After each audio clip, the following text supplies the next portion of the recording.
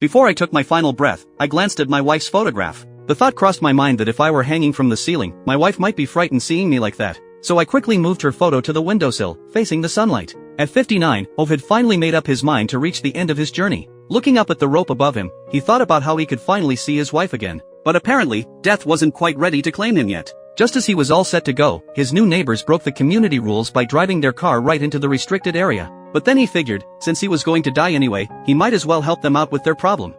Nej, hallå! Nej! Nej! Nej! Nej!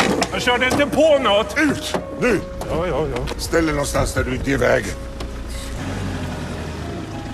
Backradar och kameror. Borde inte få backa ett kassettband ens.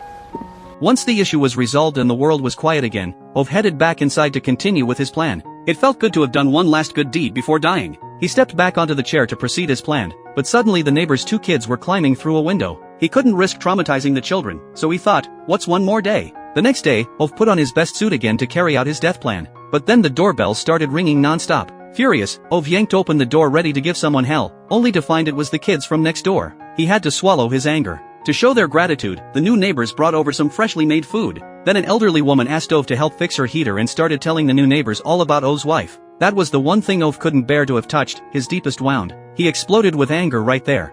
Håller du käften? Tyst! Nu är det nog! Försvinn härifrån, allihop! Gå hem med! Försvinn! Back in his house, Ove was fuming. But when he caught sight of his wife's photo, he couldn't help but smile foolishly. This time, nobody was going to stop him. Vad är det för jävla skräp ni säljer, va? Universalrep, sa du. Va? Håller för allt. Vad använder du till?